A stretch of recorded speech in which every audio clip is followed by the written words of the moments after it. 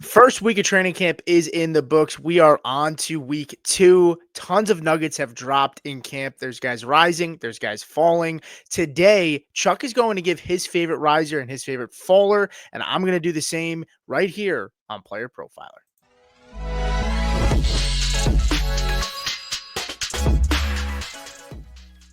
Man, Chuck, it feels really good. The offseason felt really, really long. I know we're technically I think we're in the season, right? Mhm. I think it's fair to say we're in the season, right? It's in Oh, season for us at least. no, this is where our bread starts to get buttered, baby. We got camp hype videos, we've got crazy quotes, we've got some of the most hilariously horny coach speak I've ever heard in the years I've been covering the NFL, which leads to some great risers and some great fallers. Yeah, there I think Sean Payton, I'm selfishly a Broncos fan, so I love his press conferences because he's just such a jackass sometimes to the reporters. D'Amico Ryans has had some good ones. Harbaugh is amazing. I mean, he talked about like Lad McConkey having like somewhat of a mysterious injury where he's like, it's minor, like he's gonna be like, it's just classic Harbaugh, like what he used to do the same thing at Michigan. Yeah. But it's fun. It's cool to sift through. I know it's like Twitter is a crazy place right now for training Mm. camp. I'm probably part of this group where it's like can't get enough of like the news from the beat reporters of Yeah. what's going on. And you don't want to overreact too much, but like this is kind of like Christmas for a lot of us. It's a lot of hope. It's a lot of excitement for, everybody's teams. Everyone's Yeah. at a clean slate right now. And it's the same for us. Like we have agendas to push for players that we love. And so when we see like something good happen, it's like, dude, let's fucking go. Right. Yeah, we're good, dude. The beer goggles are on at 8 a.m. in the morning when I'm looking at the highlights for some of the players we're about to talk about, and all we have to do is sell it to the people. Yeah, well, let's get the ball rolling here with our first player. It's going to be Cam Skattebo, running back for the New York Giants. This is my first riser, Chuck, and right now Cam Skattebo up 2 spots in ADP the last 2 weeks. He's RB 35, is going to pick 108 right now Mm. on 4 for 4 ADP for underdog. The reason we use that right is just because it gives us a really clear picture of up to date drafts, Yep. who's rising, who's falling. And we did it the last 2 weeks, right? So that's when training camp started, right? For most teams, most guys reported last week, and then 2 weeks ago as well. But when we look at Skattebo and some of the recent reports for him, Chuck, Skattebo was praised by Brian Daboll as a physical player, hard guy to bring down. It's good, soft hands, runs low, hard. And this is nothing new with Skattebo, right? I think we knew that was going to be his bread and butter, right? A physical player who can catch the football based on what he did in college. And that's why I was really, really pounding the table for being out on Tyrone Tracy, selling Tyrone Tracy in a lot of leagues, because honestly, I thought he was a big loser. I think Cam Skattebo, for me, Chuck, is a guy that will take over this backfield Yeah. halfway through the season, and it could even be quicker. This is a team that lacked a lot of toughness last year. Yep. Brian Daboll needs this culture to shift, and what better to help shift that culture than a guy that's going to, pound you in the mouth at the running back position? And that's a kind of guy that they haven't had in a while over there. Yeah, it's really funny because you would think that like he won some sort of contest where he gets to be the star of training camp for the day because he is the only player that they're talking about at a Giants camp. He's the only player getting videos posted. He's the only player getting talked about at the podium. And that's really all you wanted to see, right? Was that no negative news, because we knew if there was nothing negative, he wasn't struggling with anything, no injuries, that his time was going to come sooner rather than later. We already know he's the red zone goal line guy. We know he'll be mixed into passing downs. And the direct quotes from Brian Daboll: he plays with great contact balance, tough, uses him in a variety of ways, great vision. So now you just have to wonder how long it'll take. And as far as his ADP goes, I've started to look at his situation compared to his rookie peer group, and it's really hard not to love the value that he has right now, even with this little mini rise that's going on. RJ Harvey, Caleb Johnson, Trevion Henderson, all going in the early 20s, but in very similar situations to Skattebo. Now, I'm not going to sit here and say that he's as good or better than all of them, but he's certainly in a more favorable situation because he probably has arguably the smallest obstacle to overcome in Tyrone Tracy compared to what some of those guys are dealing with. So if you want a part of this rookie class, but you don't want to pay that 5th round, 6th round price tag, I'd wait and jump on him in the 9th, or I wouldn't even be opposed to reaching on him in the 8th, because in my mind, he's one of the last guys that I know will be a factor this year. And I can't say that about the guys that come after him. I can't say that about Charbonnet. I can't say that about Dobbins, Spears, Stevenson, or even Javonte Williams. Like those guys could, but I know Skattebo is going to be involved in a team that needs him to be involved. So wheels up on him.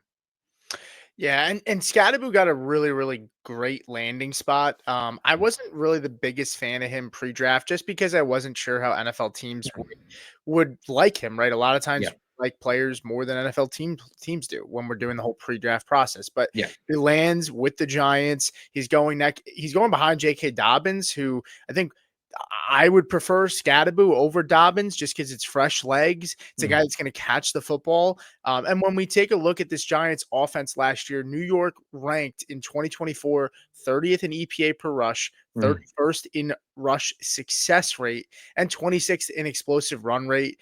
Cam Skattebo is a guy that can be a workhorse in this backfield, right? He's 40% college dominator rating per Mhm. player profiler.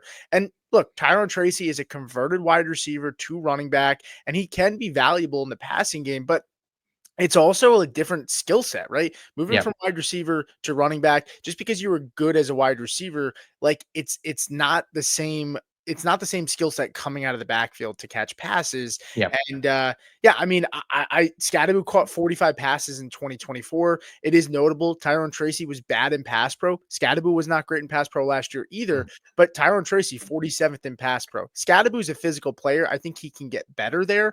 I Mhm. don't know how high the ceiling in pass pro is for Tracy, and that should be a leg up for Skattebo as he kind of gets more involved in the offense. The last thing I want to say, Chuck, when you think about this Giants offense, and I think people will sit there and say, I don't want Cam Skattebo because the Giants offense is going to stink.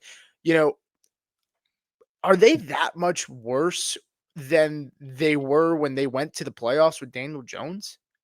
No, absolutely not. I think they're going to be significantly better. And then you look at who they play coming out of the gate. Like, this isn't a team that can ramp him up and hope they can depend on him week 13, 14. They play the Commanders week 1, Dallas week 2, Kansas City week 3, Chargers week 4, Philly week 6, Denver week 7, Philly again, then San Francisco. Like, they need offensive explosion and they need it early, or else everybody on this team, except for the guys that are just drafted, are going to be in the welfare line. If we still have welfare, we're going to have welfare in 2026, I think, right? I hope so. I haven't checked Wall Street Journal, but that they need him ASAP. Yeah, I would agree. And this is a tough schedule, right? In Mhm. general, like you said. So they're gonna need to lean on him. Looking at this Giants offense from 2021 when 2022, when they did go to the playoffs that year, you Yeah. had Saquon Barkley, of course, who was a workhorse in that offense. He played 16 games. You had Mhm. Daniel Jones, right, who had I guess a career year, 15 touchdowns, 5 interceptions, but he ran for 708 yards. Kind of Mhm. nuts. But overall, when you look at the offensive line, Andrew Thomas was not that great yet, right? He had still some of his struggles. You had John Feliciano, Mhm. you had Evan Neal, who was a rookie at the time Yep. and not that great. Tight end was Daniel Bellinger as a rookie. So, like, that offense arguably is better this year than it was. You have Malik Neighbors, who is just as talented as Saquon Barkley was at Yeah. the time. And then outside of that, Rush should be a quarterback upgrade. The room in general should be upgraded. Sure. And the offensive line should take a step forward this year. I like the improvements that they've Yeah. made in the past 2 years. Last year, they just had a lot of injuries. So, is there Yeah. anything else that you want to add to Skattebo?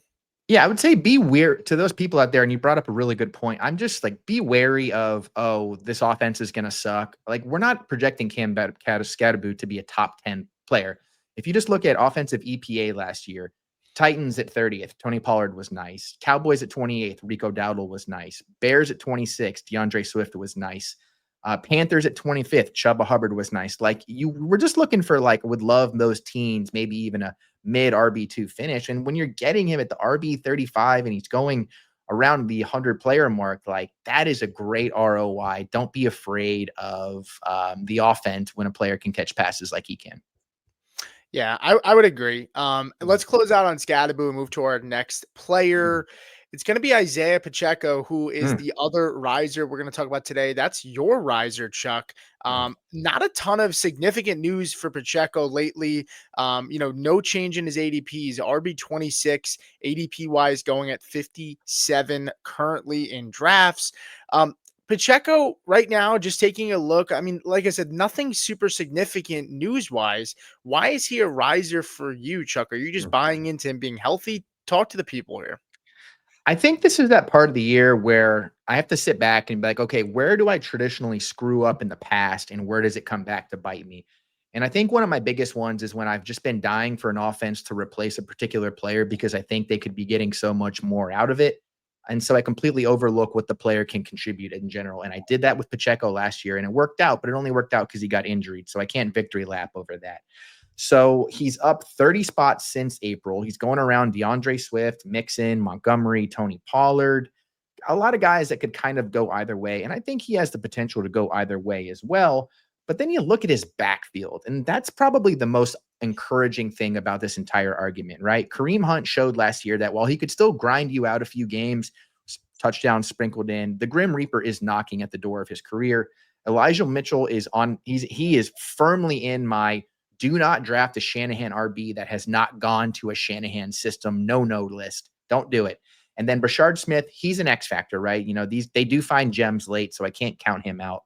But I need to see how we get through camp, right? So that leaves us with a healthy Pacheco, who's the lead back in an Andy Reid system, behind a potentially upgraded offensive line and an offense that we think is going to be more explosive this year.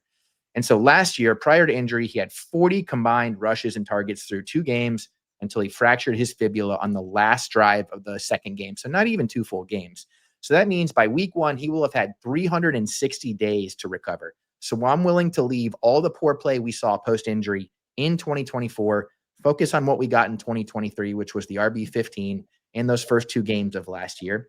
And we can point to Tony Pollard just as recently and say, okay, he got through the same injury and he was able to have a nice year for Tennessee. And I think that a fair amount of people agree with me because he's up the 5th most of any running back this offseason as far as risers go. He just graduated from Rutgers. He's got post-grad energy.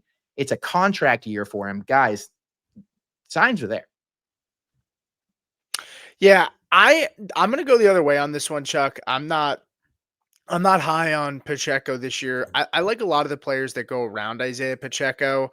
I think overall this is a little bit of a messy room. I think there's a strong possibility that Kareem Mm, Hunt doesn't even make the roster. So that could clear things up a little bit in this room. mm, Kareem Hunt, though, I think he was really just more of a safety net last year. He did what they needed to do, but no team had any interest in signing Kareem Hunt. Right, mhm, he came off the street and performed well. But when I look at Pacheco, I don't know, man. I prefer players that go around mhm. Pacheco. I'm not super high on him, and this will be one of those times where we just disagree. I Who do you think prefer? Richard Just out of curiosity. in the room. Yeah, no, it's just around his ADP. Oh, let me pull it up really quick. I just had it up, but Mm, now I can't find him. yeah. So I said, you got Swift, Mixon, Montgomery, Tony Pollard, Aaron Jones, everyone's favorite Brian Robinson Jr. It's a who's who of what do we Yeah, do? I'm trying to see here really quick because I Mhm. thought I had his ADP up, but now I can't find him on 4 for 4. I had him at Yeah. 57. Are you seeing Yeah. him at 57 as well? I've got Because I see RB Kamara there. RB 26. RB 26. Yeah. Okay. Yeah. Okay. It's Yeah. it's it's really in one of those where it's like, what are we gonna do with any of these guys? And that's where it comes to for me, right? Like we spoke about Swift, who I think has a high floor, low ceiling. Mixon's already looking like he's not even gonna be ready for week 1. Montgomery, is Gibbs just gonna blow this guy away with all the changes in there? And then, Tony Pollard, interesting, Aaron Jones, interesting, but just of all these guys, like who has the best bet to finish his RB15? For me personally, it might be Pacheco, and I stress the might there because I'm not fully convinced. Well, it's a good thing. I call me crazy, man. Like I would rather roster Skattebo at his cost over Pacheco. Sure. I like Ricky Pearsall, who goes a few picks ahead of Pacheco. Mm, I like Stephon Diggs. I even like David Montgomery. Um, I like Matthew Golden. I like mm, Igbuka. Like, there's a lot of players in this area, in this range, that I like over Pacheco. mm, And I think it's telling, Brashard Smith is probably going to get that Jerick McKinnon role. I don't know how valuable that role is on a week by week basis. Probably more of a better for best ball than mhm, anything else. But I just don't see Pacheco being a guy that's going to catch a bunch of passes, and hopefully he can grind them out because I think that's what Kansas City wants to do. He caught 44 passes in 2023. I think that was an outlier for Pacheco. I don't think he's going to do that again. And I think Elijah Mitchell is capable. I know your point, and a lot of guys that do leave Shanahan's system do not end up playing well elsewhere, and I think his system boosts guys up because it's just so running back friendly. But I think Brashard Smith's impressing. I think he's going to take a lot of the passing work. Mhm. I think Elijah Mitchell can compete for touches on early downs. It's just a messy room to me, and an offense that I still don't think. I think they're going to grind things out, and I don't think it's going to lend to Pacheco being a big guy. You're going to need him to score touchdowns. That's really what I'm thinking here, and I think I think Kelsey's going to be a red zone target. I think Pacheco. I think Rashi Rice is going to be a red zone target. Like all those guys can perform in the red zone. And then you saw the Jerick McKinnon role time and time again be a role that catches touchdowns in the red zone. Like they Yeah. use that receiving back out of the backfield in that as well. So I'm not in on Pacheco, but you can certainly have him, Chuck. But for me, he's actually a pretty big fade for me. So we disagree there, but that's okay. Good. We need the conflict. We need the wedge to be driven in between us so we can start outing some shit. Is there anything else that you want to talk about Chip Pacheco specifically? I mean, anything I said that you disagree with about it, No, or no. is I mean, I think there? that we're talking about things that are in the realm of possibility, right? Like I'm not going to stand up on this table and my captain Pacheco here. I just, I think that the Chiefs rely on guys that they can trust, and I think they can trust him, and that's why they brought Kareem Hunt back in because they trust him. They've tried with a lot of these guys. They've tried with a Darwin Thompson. They've tried with a Clyde Oh. Edwards-Helaire, just random guys that get his face back up there. Like so I just, I'm banking on this is one. I'll be honest, I faded him last year. I was fading him for most of the offseason. I just looked at it because I thought a lot of the same things you're thinking right now. And I'm just trying to figure out my what if I'm wrongs. And this one I feel like is screaming at me. Okay. Yeah, I mean, look, an offense with Andy Reid and Patrick Mahomes, Mm. like that can be enough for somebody to say I want the lead running back in that offense, Mhm. like point blank. Period. I worry. The only thing I worry about Pacheco is if Elijah Mitchell and Brashard Smith can play well, and Mm. Pacheco doesn't get back to that, being explosive, where this offense does lack explosiveness a little Yep. bit. He was only 73rd in breakaway runs last year, and pre-injury in 2023 he was much higher than that. I think he was ranked Mm. 11th in breakaway run rate. So breakaway runs. So like Yep. if he can get back to that 2023 form, we'll see. I think he came back a little early last year Yep. than he For should have, sure. and that's also part of we have to get that out of our minds. But can he bounce back? And it sounds like Yep. you're banking on that. I'm not, but that's totally fine. Now let's go to some of our fallers here. Luther Burden feels like his face is up on this show at least once a month. But he's my faller here. Right now, he's actually risen in ADP cost by 1.5 spots. Wide receiver 57 and an ADP of 116. Recently, Luther Burden, he had to deal with the hamstring injury. I guess he fell on the ball awkwardly Mm. in OTAs, and then it led to like a soft tissue hamstring injury.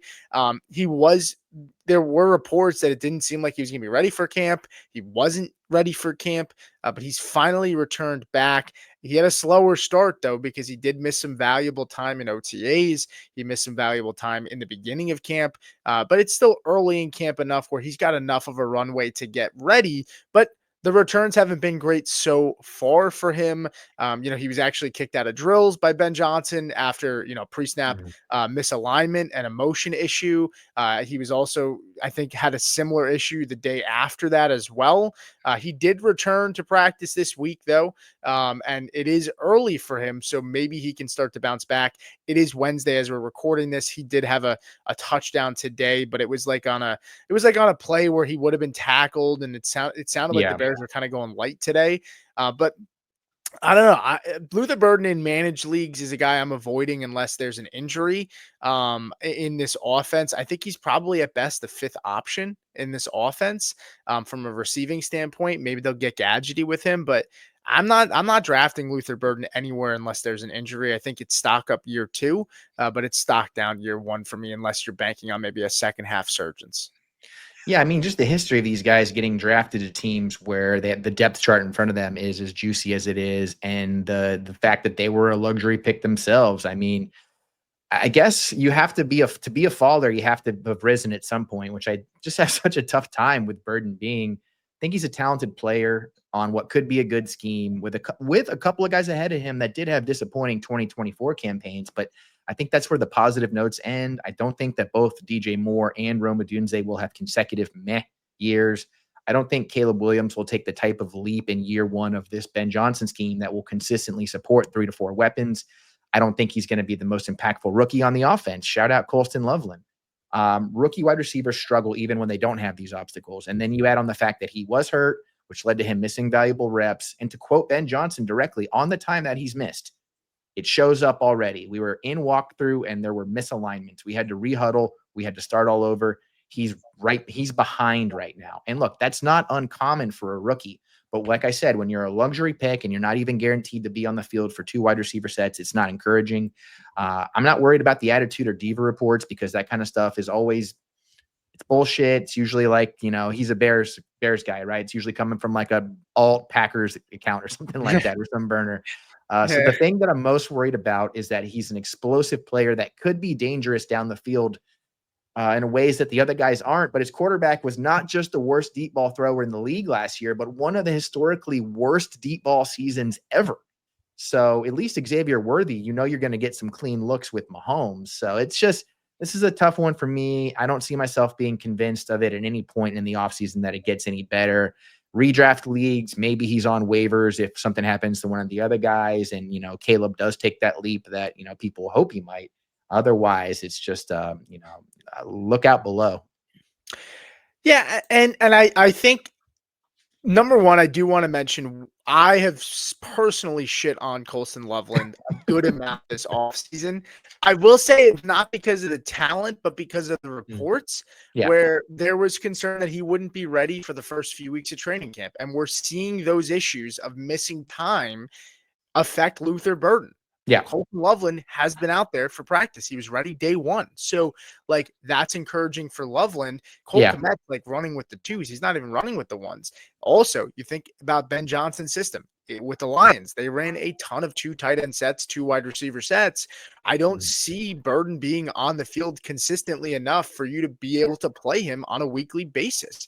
And so, I have some concerns there with Burden. I mean, the one thing I would say about the Divas stuff, if you're going to be with any coach, Ben Johnson seems like a little bit of a hard ass, which is good because, maybe he can whip him into shape if there is any truth to that. But it's a crowded offense, and I'm not super excited to own Luther Burden. And he's probably going to be a roster clog for you unless you play with really, really deep benches. If you do play with deep benches, by all means, hold them. But Rome and DJ Moore have both been pretty healthy so far in their NFL careers and even college. So, you're banking and hoping for an injury to be able to start Burden on a weekly basis. Yeah. My ideal scenario for the ideal is the wrong word. What I expect to happen is what we got with JSN and what we got with Jameson Williams. And for different reasons, of course, is that the talent's there, but they were both luxury picks for their teams that didn't need to burst on the scene right away. You just wanted to see flashes of potential. And then the breakout came when the teams were ready to move on from one of those 2 guys. That's all I expect. There's no expectations for this team this year from a win-loss standpoint. They just want to see offensive progress. And I think they're going to try and manufacture it in a variety of ways, not just 1 or 2 specific ways. So we'll see. Yeah, I do want to mention I just got into a D-up fast draft as we're drafting live. I was talking to the guys from IDP who do some of our IDP content here. And of course, every time I'm in these drafts, I always get auto picked. And because I'm either at lows or I'm by the time it fills, I'm not there. And of course, it just filled as we're recording. So while we're talking about that, why don't we go ahead and hear from the Podfather about Fast Draft and the Rabbit promo? You asked, we delivered a full best ball tournament on Fast Draft, but we do it the Fast Draft way, and it's called the Rabbit because, of course, it is. 20-second time clock, 15 rounds. These drafts, they take 20 minutes. That's it. So you get a lot of new people coming in and playing, get a lot of best ball bros playing, exploitable ADPs, no rake. It is the best EV in all of fantasy. You should just go to fastdraft.app, use code FAST. You get a $50 deposit match. These things are a blast, and it's the best use of your funds in all of fantasy. Yeah, I mean, and if you haven't already signed up for Fast Draft and you want that deposit match, Chuck, what's your promo code? Promo code Chuck. Chuck. But I mean, you guys might as well not even bother. I just drafted Baker Mayfield and Anthony Richardson in the same draft, so it's a wrap. But if you want to come have some fun, might as well. Yeah, so go ahead, use Chuck's promo code Chuck if you want that deposit match. But let's just keep rolling here. Our last player we're going to talk about is one of Chuck's guys. So I'm going to let him take the lead here. But Darnell Mooney, faller, down 4.5 spots, wide receiver 48, ADP of 90. Chuck, why is he a faller for you? Seems pretty obvious, but maybe people don't know. So talk to me. Yeah, this is a weird one because like who wants to get up and talk? Who wants to get up and talk shit about Darnell Mooney? Like what's next? Like light beer and Dua Lipa? Like I just don't feel very American. I know I'm wearing a Buck shirt, but I've always been a Darnell Mooney guy. He's got me through some tough times in Chicago and Atlanta. So the slide's not really his fault, right? He's down a few spots thanks to a shoulder injury that'll keep him out for several weeks, potential AC joint according to the Twitter docs. Falcons beat reporters suggesting he may not be ready for week 1, but like you're not drafting Darnell Mooney for week 1. So I don't really typically care too much about those kind of reports.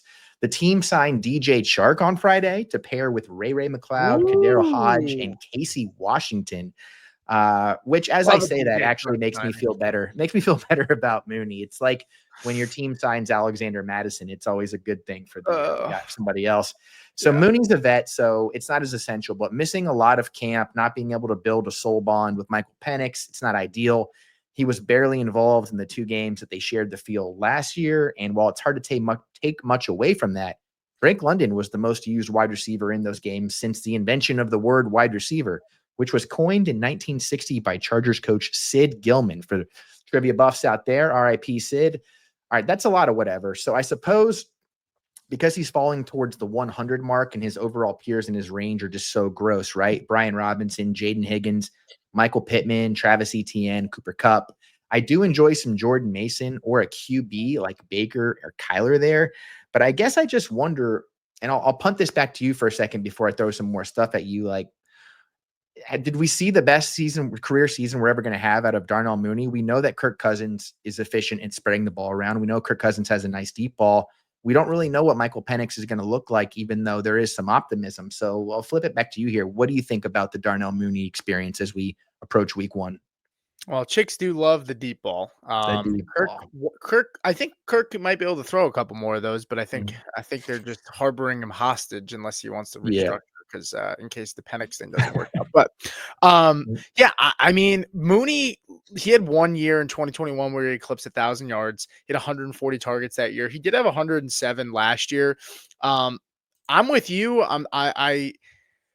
I'm not completely fading Mooney. I will say that. I have exposure to him in best ball. I'll probably have some exposure to him in redraft. I think in a lot of people's leagues, especially in sleeper, you see a guy that's injured. And if you're starting to do drafts in a few weeks and he still has that injury tag and there's no hardcore update if he's going to be ready for week 1, may make him slide even more. And so, there comes a point where it's like, okay, like this, you got to stop the slide at some point. And I think he's a guy that I honestly, I don't mind taking a chance on if he does slide. Now, there are players, to your point, that I prefer that go around him. I like Jaden Higgins, who is also a number 2 on his offense, maybe a number 3. I guess if Christian Kirk probably more the number 2. But Higgins, Michael Pittman, who could very arguably be the number 1 wide receiver there. I also would say Ray McLeod, is capable to step in. I mean, he had 87 targets last year, 62 receptions, 687 yards. Good reports out of camp for him as well. So I mean, those guys are capable. So I I guess I'm kind of with you in terms of I like a lot of the players that go around Mooney, but I will have exposure to him. I think if he's in this offense, there's value to being Yeah. a number 2 option in this offense in the pass game. But is there a world where like Bijan is like the number 2 target getter in this offense? I Yeah. think it's possible too. I think the funniest thing that could happen is that you would invest in Mooney because he had a great year last year and he's coming back for year 2 in a new scheme, or year 2 in the scheme with Zach Robinson, which we know is traditionally when these schemes take off. And then Kyle Pitts actually breaks out, would be that was just like the writing is, it's not on the wall because it's legally not allowed to be on the wall in the fantasy football space for Kyle Pitts to come back. But God, that just seems like the funniest thing that could possibly happen. So Darnell Mooney last year had 23 fewer receiving yards than Drake London through week 16. Pretty good year. That is a pretty good year. Mooney is just a case of, we have a lot of guys that just their situations always end up being bad and they're better than their situations. Obviously, Mooney, if he's healthy in this offense, would be really good, but we got to see how things shake out. It's kind of like Josh Downs, Jaden Reed effect, where like I'm a big fan of Josh Downs, but like if he can't get out there in 2 wide receiver sets, Yeah. how viable is he going to be this year? I love Josh Downs, right? You Mm. just wish there's so many guys you just wish they were in different offenses. Mooney, you felt like that. He finally gets to a good offense in Atlanta. He had a really, really good stretch last year. I mean, Very he was good. putting up some really, really strong weeks. I mean, after the first like 4 or 5 weeks of the year, he was like a top 12 wide receiver. He had 17, Yeah. 14, and 31 points in 3 of the 4 games to start the year. Then he went on a little bit of a lull, and then he went 18.6, 19.8, 14 points, 14.6 points in 3 straight weeks from week 8 to week 10. Yeah. And at that point, like you're sitting there thinking like, this guy looks legit. He's finally like this. What the beginning of the season wasn't like a blip on the radar. Like he's putting it Yeah. 3 weeks back to back in the middle of the season. But yeah, I totally understand like fading. I don't want to draft injured players. I think that's the biggest thing for Yeah. me is I just don't like drafting guys that are already injured Yep. unless it's a really, really severe discount. And that's like the toughest part about this too, was like, let's say, I mean, people who were in on Mooney preseason last year were in on him because we've seen Kirk Cousins captain several incredible wide receiver seasons for multiple wide receivers in a pass catching room. I just don't know that about Michael Penix, and I don't know how much I trust the Falcons front office to be able to identify that in a player, considering, they turned the keys over to Marcus Mariota. They turned the keys over to Desmond Ridder. They brought in Kirk Cousins, who was still recovering from this injury. So I just don't give them the benefit of the doubt. And it has so little to do with him and a player and much more about like, the Chargers or the Falcons feel like the Chargers of the NFC, where it's just like for years we've been able to see what the final level looks like for them. And they've always messed up where it matters the most. So we'll see. Yeah, we'll see. But that's going to do it for us, guys. Thank you so much for watching. If you have questions, comments, concerns, you didn't like the show, if we could do something better, please let us know.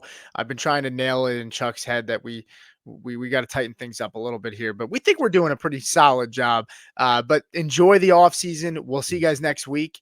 Peace out.